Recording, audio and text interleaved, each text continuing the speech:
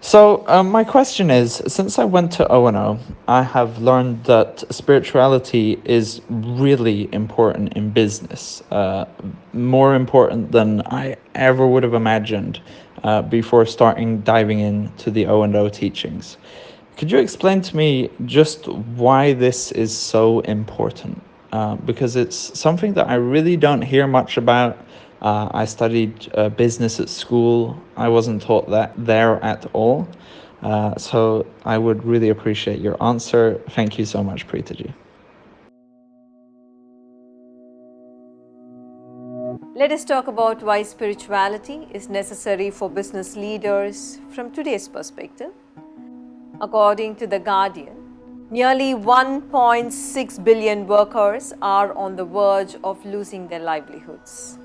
This is a staggering number. This is nearly half of the working population of the world. If this situation has to be remedied, if economy has to rebuild itself, if we need to build future economies that are not cancerous, spirituality must get wedded to business. In fact, spirituality must get wedded to politics and education too. So what is spirituality? Spirituality is not a religion. It is not a change of lifestyle. Spirituality is an authentic inner journey that transforms your actions, it transforms your decisions, it transforms your intention, and finally, it transforms your state. Spirituality is a science that teaches you to connect with the greater intelligence of the universe.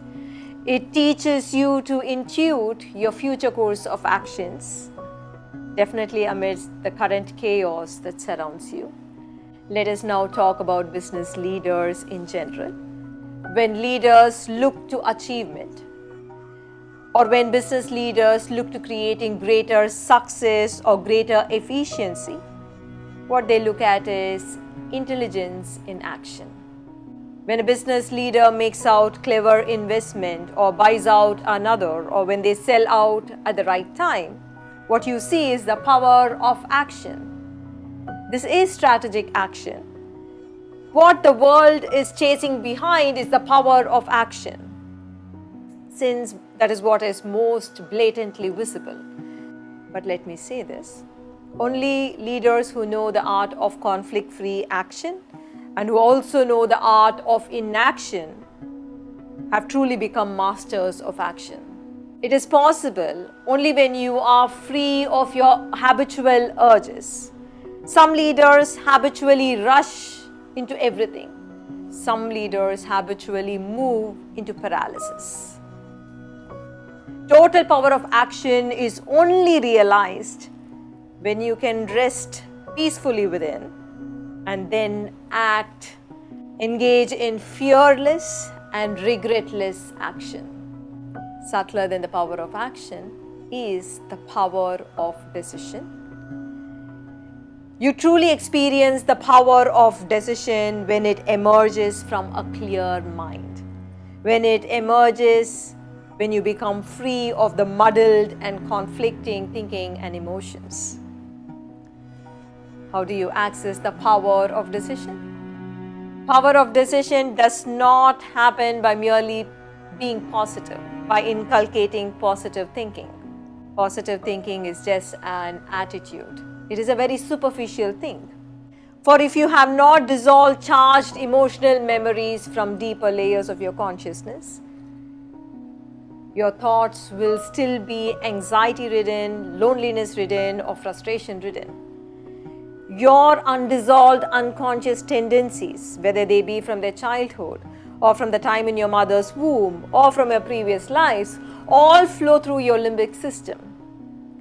When your decisions to be positive flows from the conscious mind, which is processed by your prefrontal cortex, in most people, information flow from the limbic system to the prefrontal cortex. The flow is much more than from the prefrontal cortex to the limbic system, which means their emotions such as anxiety, anger, actually override one's positive thinking. Sustained meditation practice is known to reverse this condition in the brain. I want you to know the unconscious mind processes nearly 40 million bits of information per second. The conscious mind is only processing 40 bits of information per second. Let us move on.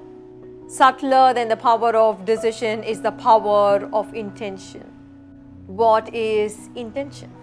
Intention reflects who the beneficiary of a decision is. Is your intention behind a specific decision only to further your own well-being alone? Or is your intention to cause well-being to others too? Much subtler than your intention is your power of your state. What is your state? Is your state a stressful state, or it is a beautiful state? Because it is your state that draws energy from the universe as chaos or order. If you live in a stressful state or an unpleasant state, you draw the energy of chaos into your business or your work. If you lived in a beautiful state, you will draw the energy of order into your life, into your business and your work. These dual energies of chaos and order flow into your intention, into your decisions, and into your actions, leading you to your destiny. That is why spirituality needs to be at the core of businesses.